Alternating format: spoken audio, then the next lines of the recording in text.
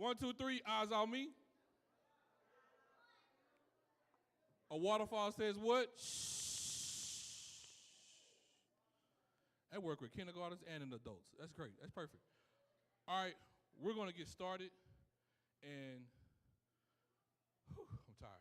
I'm low on caffeine. So we're going to get started, and we're going to start our Heritage Sunday program. And we're going to start our program with a monologue of who is in the back talking while I'm talking? Shh. We will start with a monologue from Gina Harris of Harriet Tubman entitled, you ready? With Sister Harris.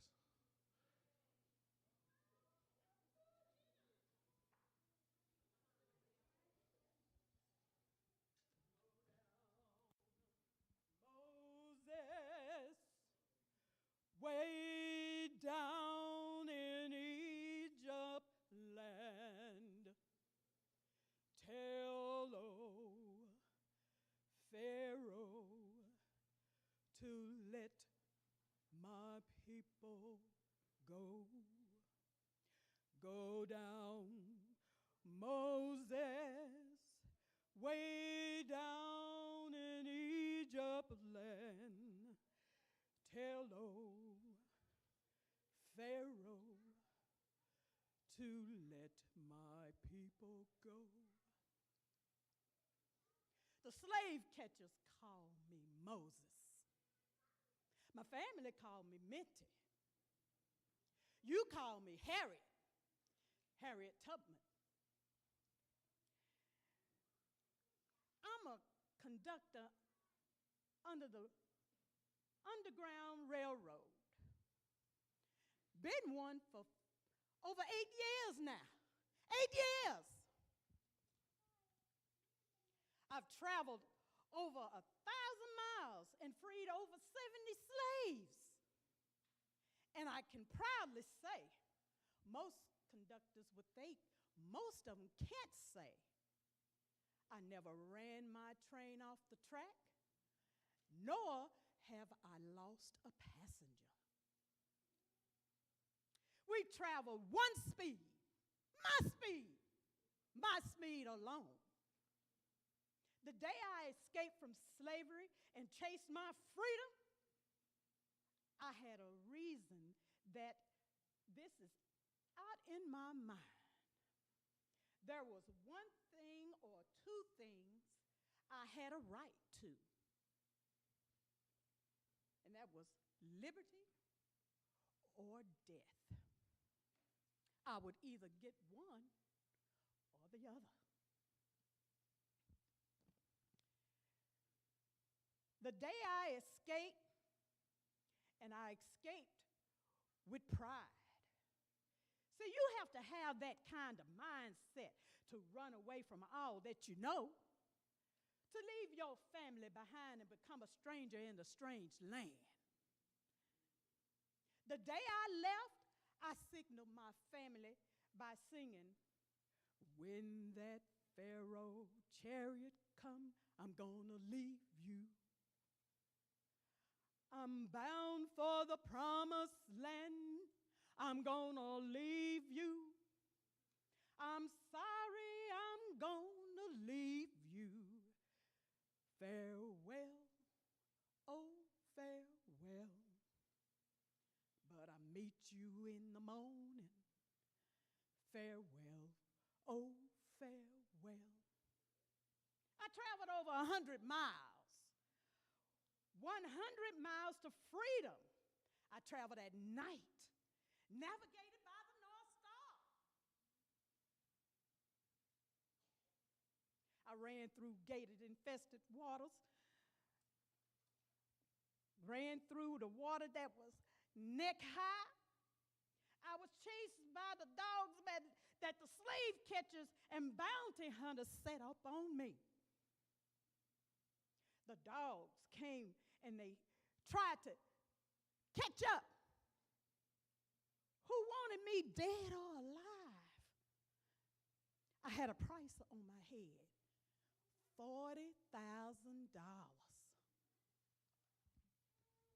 don't worry, they never collected.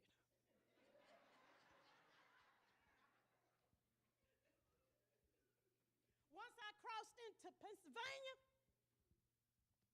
I was free. Free from beating, free from the whipping on the whipping pole,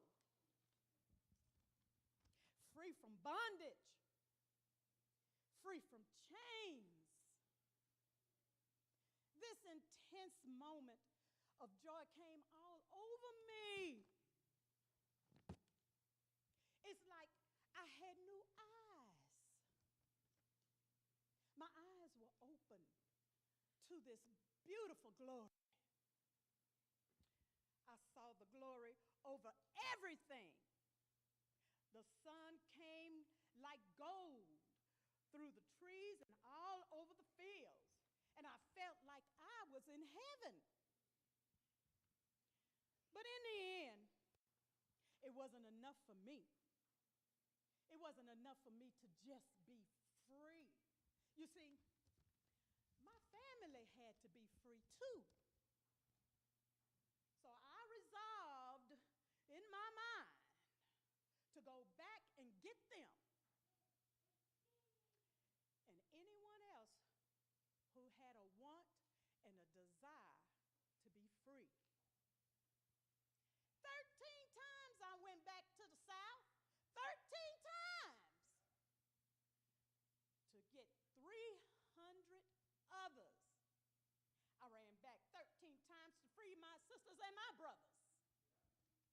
I traveled during the winter because, see, although we traveled during the night and the cold weather, we can make our escape on Saturday evenings.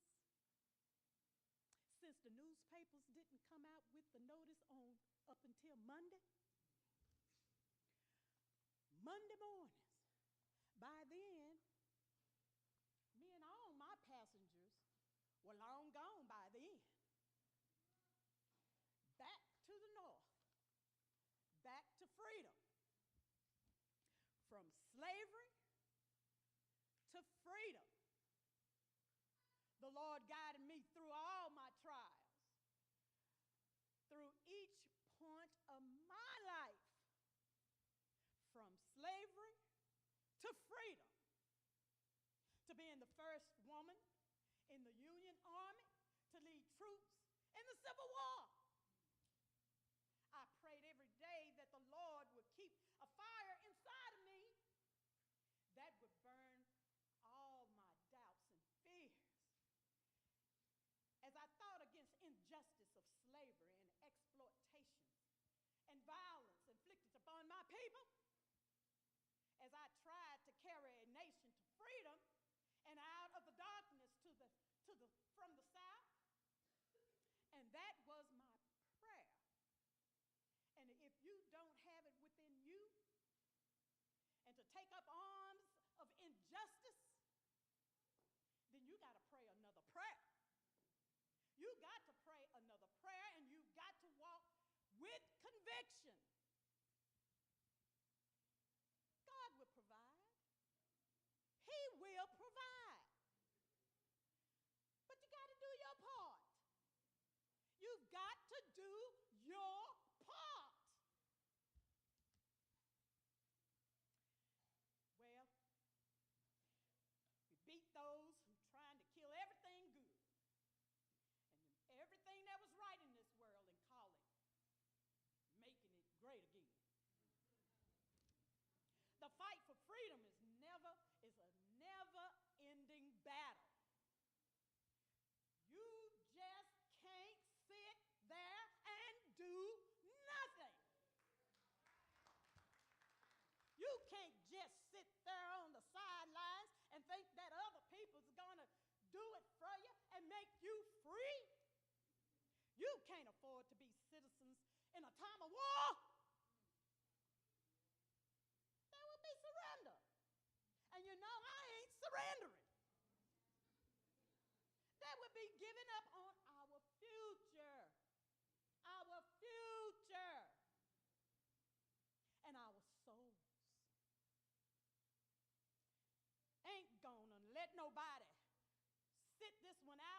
You hear me? Ain't gonna let nobody sit this one out. I ain't gonna let nobody turn me around, turn me around, turn me around. I ain't gonna let nobody turn me around. I'm gonna keep on walking, keep on talking, walking to our freedom land. I ain't gonna let nobody turn me around, turn me around, turn me around. I ain't gonna let nobody turn me around. I'm gonna keep on walking, keep on talking, walking on to freedom land.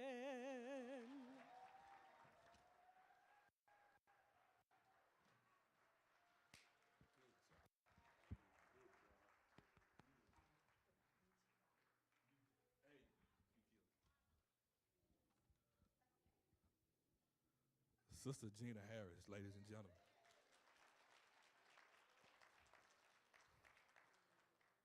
Up next, we have a poem by our very own Julian Morrison.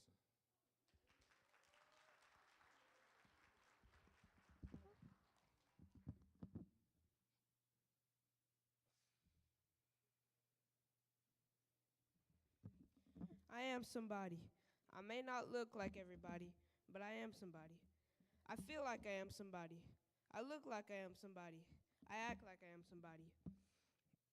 Everybody is somebody to somebody. Nobody is nobody, but nobody can make me feel like a nobody. If you want to love somebody, then love me. If you want to help somebody, then help me. I am somebody. And don't you forget it.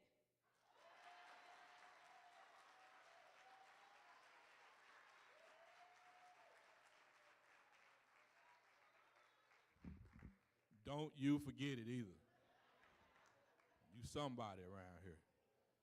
Up next, we will have the history of Lift Every Voice and a song of Lift Every Voice. From Jensen Morrison, Jeremiah Rufus, and Sister Erica Stevens.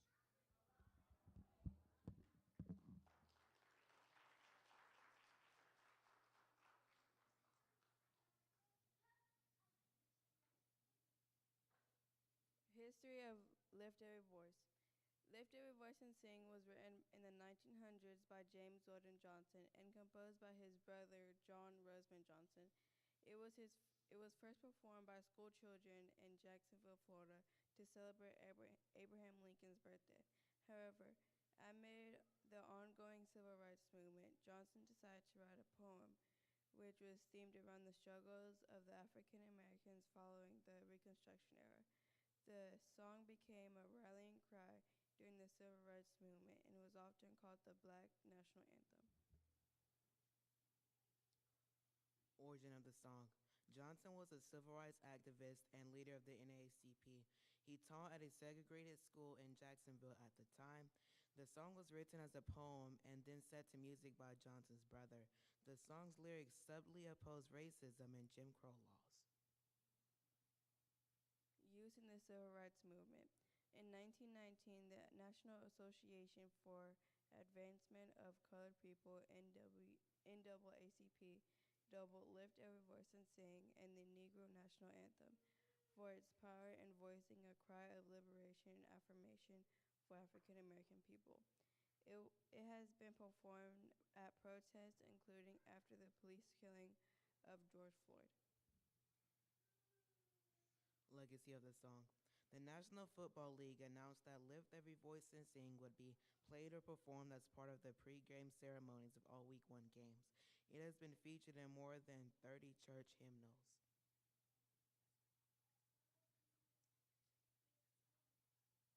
Ladies and gentlemen, please stand for the singing of our Black National Anthem. Lift every voice and sing till earth and heaven ring. Ring with the harmonies of liberty. Let our rejoicing rise high as the listening skies. Let it resound loud as the rolling sea. Sing a song full of the faith that the dark past has taught us. Sing a song full of the hope that the present has brought us. Facing the rising sun of a new day begun. Let us march on till victory is won. Good job. Take a bow.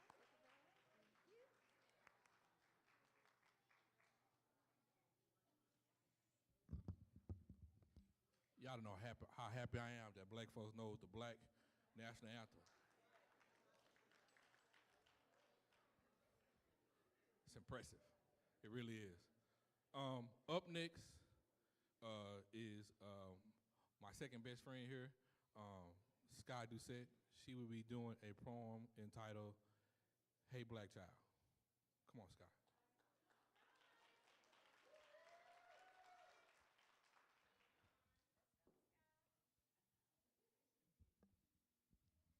Hey, black child, do you know who you are? Who you really are? Do you know you can be who you want to be if you try to be what you can be? Hey, black child, do you know where you're going? Where you're really going? Do you know you can learn what you want to learn if you try to learn what you can learn? Hey, black child, do you know you are strong? I mean, really strong. Do you know you can do what you want to do if you try to do what you can do? Hey, black child, do you be who you can be? Learn what you must learn. Do what you can do. And tomorrow, your nation will be what you want it to be. Thank you.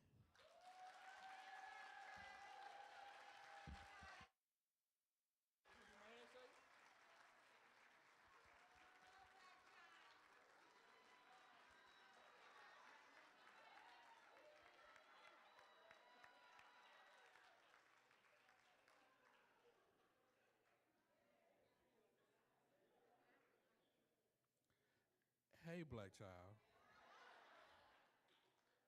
I told you was gonna do good, didn't I? Didn't I? You did your thing. All right. So we want to do something, switch up something real quick. Like this is called Heritage Sunday. So what we want to do is highlight some legacies from our church, our heritage at Cedar Crest. So at this point in time, we're going to move to our Cedar Crest Legacy highlight portion of our program with a highlight of Brother Albert Walker Jr. and Brother Alvin Cephas Northcutt.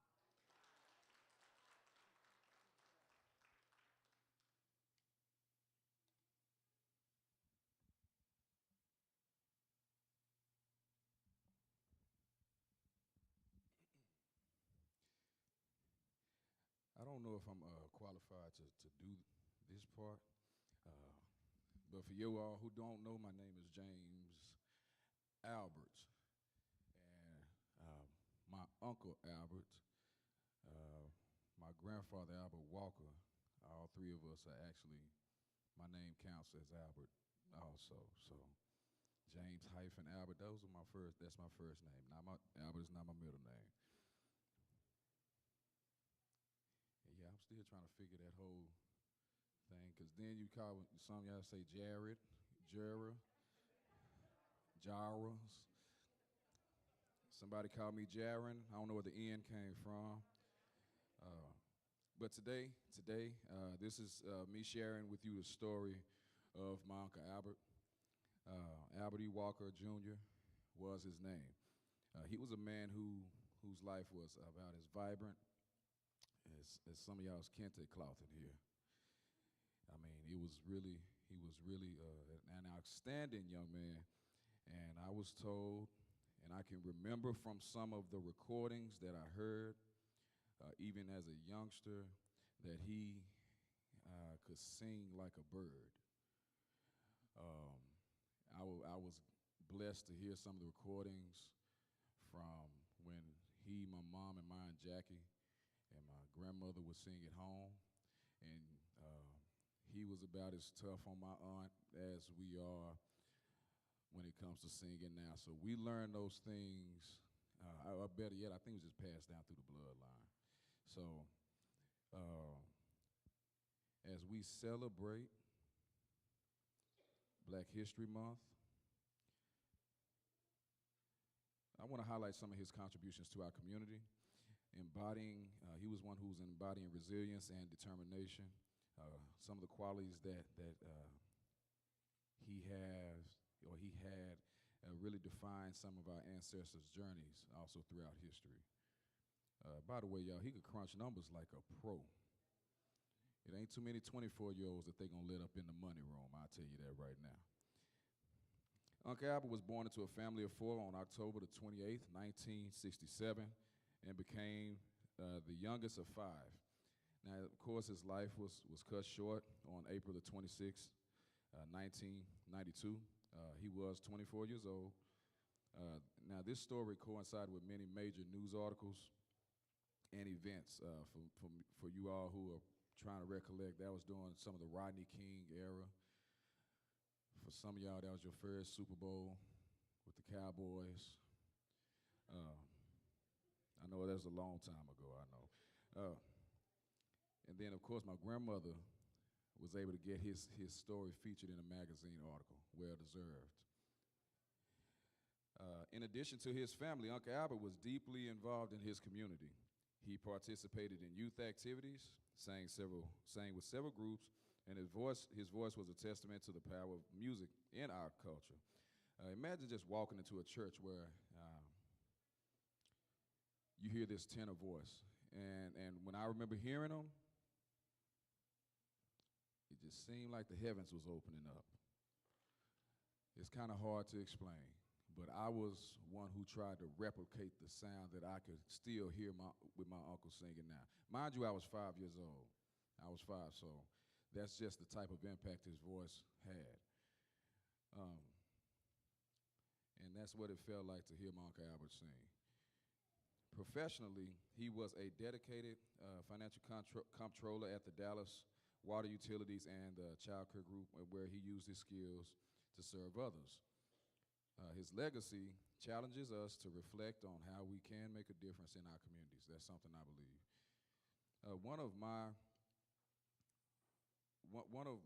I have several memories of my Uncle Albert, but one of the fondest memories I have was how he and my grandfather would at times pick me and my sister up from school. And Regina, she was a real good thief at times, so she was, at the time, I mean, I'm gonna tell the truth. Just like she told the truth back then and blamed it on me. So I'm letting you know now it was not me. My Uncle Albert was a stickler when it came to the cleanliness of his car. And I I'm just telling you, it wasn't me. I never stole any Snickers back. It was never me. And I just remember you could hear the crunchling sound of the wrapping paper, and Regina, are you eating Snickers? I'm gonna tell your mama. I'm gonna tell your mama. Jaro, did you know she was eating? My name is Bennett. I ain't in it. So, just so you know, we kept that car. I think Granny finally decided to get rid of that car. I think during COVID, maybe was it about COVID? The car was the car had a phone in the back seat, y'all. What was we supposed to do as kids? I mean, I don't know what to tell you. He was just real peculiar about that car. Now, I mentioned this earlier. We lost him too soon, right? But I think his legacy still lives on. And I can appreciate his legacy because it brings to mind statements like Maya Angelou, some of the things that she said. One of the statements she said was, "Do the best that you can do until you know better. Then when you know better, do better." My statement here ends by saying, let's strive to do better. As a community, let's strive to encourage our young ones, as I was when I was 5. For me, it feels like striving to be like my Uncle Albert. And I just want to encourage you of that. His legacy reminds us of that even in adversity, we can create positive change. That's it. That's the story, and I want to thank you all for letting me share about my Uncle Albert.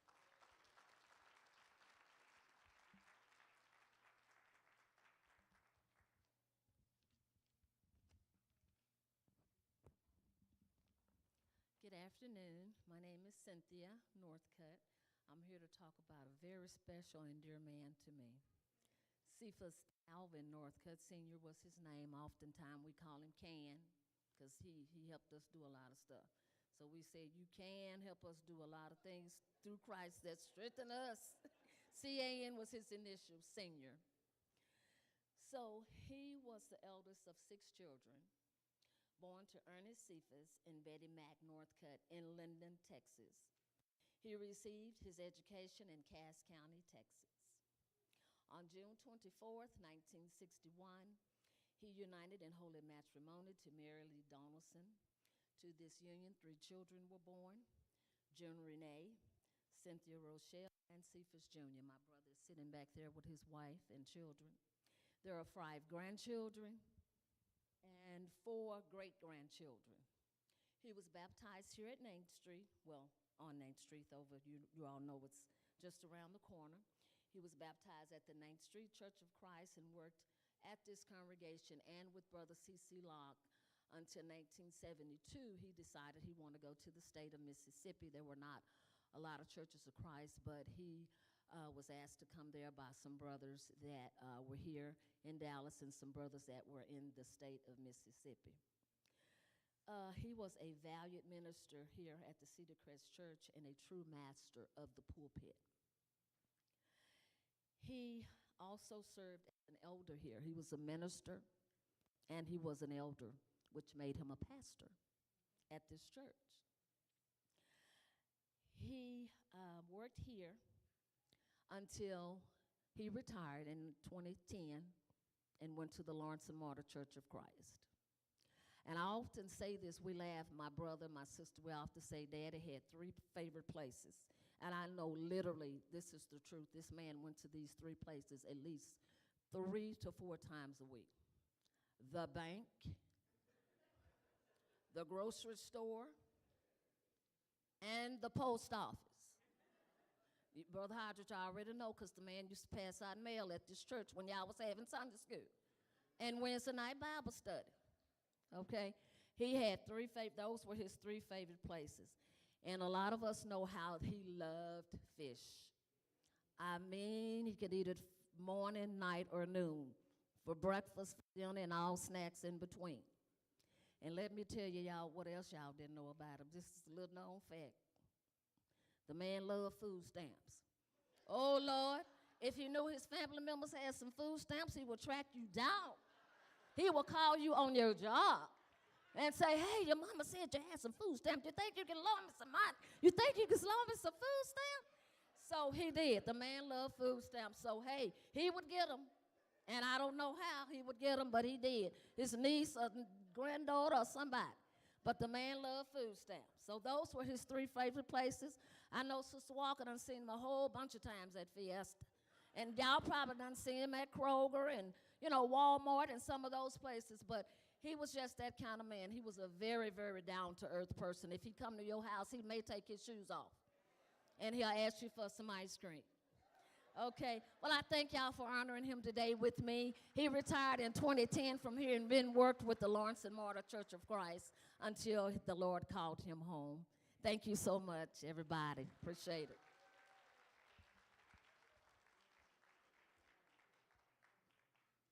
So not only was Brother Northcutt the Bluebell Ice Cream King, the Fish King, but he was the Food Stamp King.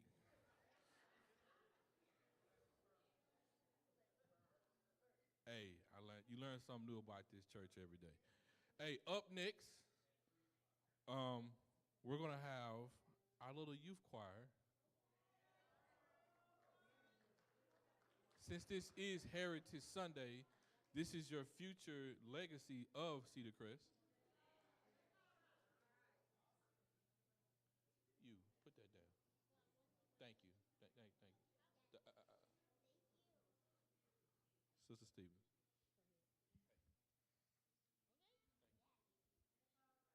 All right, so this song is going to be dedicated to Rosa Parks. Rosa Parks was an African-American civil rights activist. By refusing to give up her bus seat to a white man in Montgomery, Alabama, she helped spark the American Civil Rights Movement. Her action led to a successful protest action, the Montgomery Bus Boycott of 1955 through 1956. Parks became a symbol of the power of nonviolent protest. For her role in the Montgomery Bus Boycott, Rosa Parks is called the mother of the Civil Rights Movement. And this is a song in tribute to her. Oh, it's called Back of the Bus.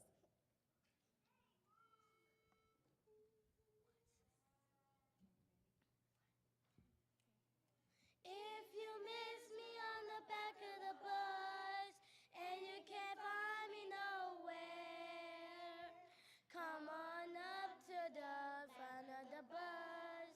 I'll be riding up there. I'll be riding up there. I'll be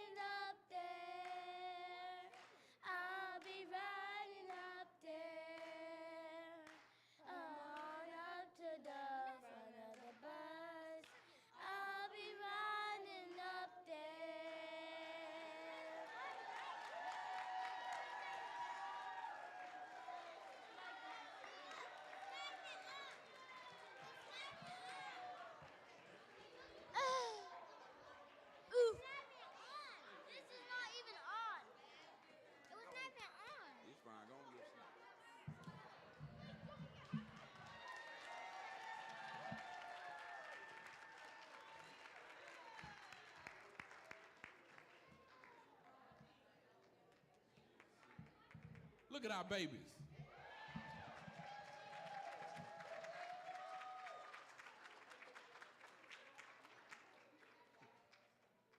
My baby was singing.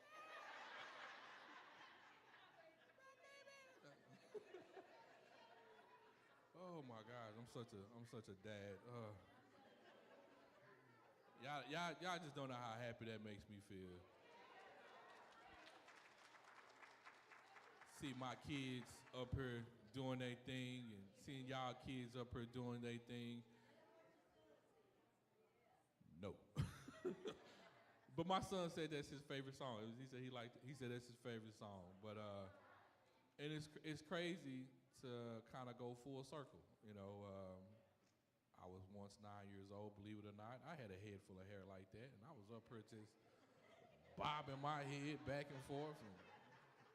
And my mama was like, sing the song. Sing it.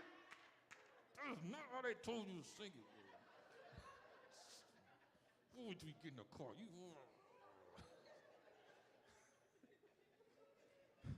All right, so I embarrassed my mom enough. But we are at the end of our program. But before we end, we have one final song and one final thing to do. We're going to have a song from our worship team, and they're going to sing. I'm not going to, you know what? Should I tell them what y'all singing? Should I tell them? It's really Jara. Oh, Jara. Oh, Jara's going to sing. Should I tell them? The change is going to come.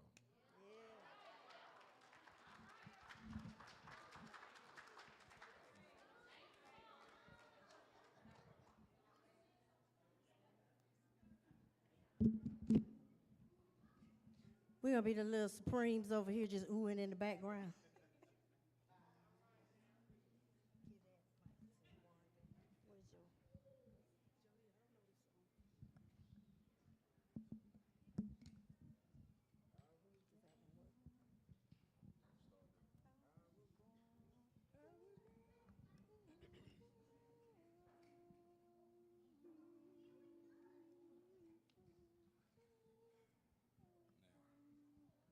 Y'all who know Sam Cooke, he had a higher pitch to this. It's gonna be the same key.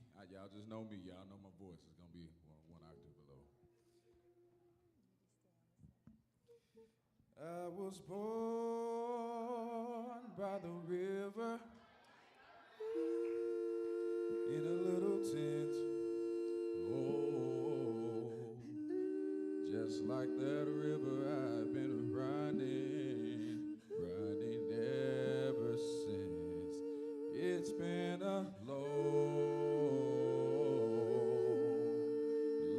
time coming, but I know the change is gonna come. Oh, yes, it will. It's been too hard living, but I'm not afraid to die. 'Cause I know of something that is way beyond the sky. It's been a long time coming, but I know the change is gonna come. Yeah. And I go to my brother and I say, brother, help me please.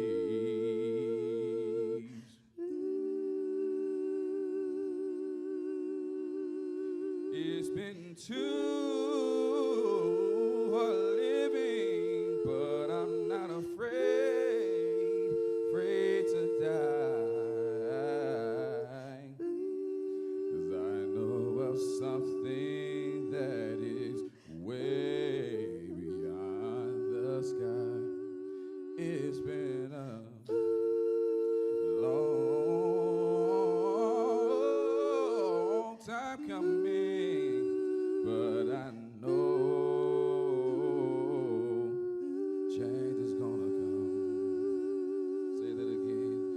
It's been a long time coming, but I know change is gonna come. One more time, yeah. It's been a long time coming, but I know change is gonna come.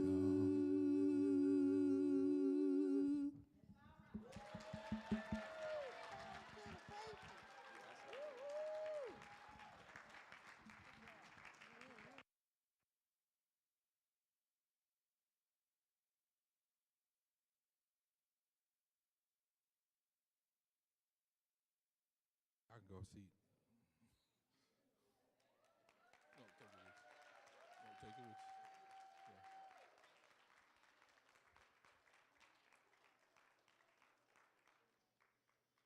So, we've had. Did y'all have a good time? Sister Stephen. Come here. Come here.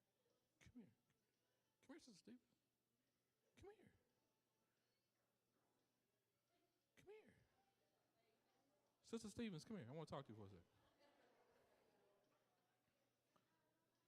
We've had an awesome program. But Sister Stevens, I want to give her her flowers for what she's done this entire month. She went out of her way. She spoke to people. She got people to get quilts. She got them displayed. She got them there. She got a book. She got all that information for you. And I want to give her props for that.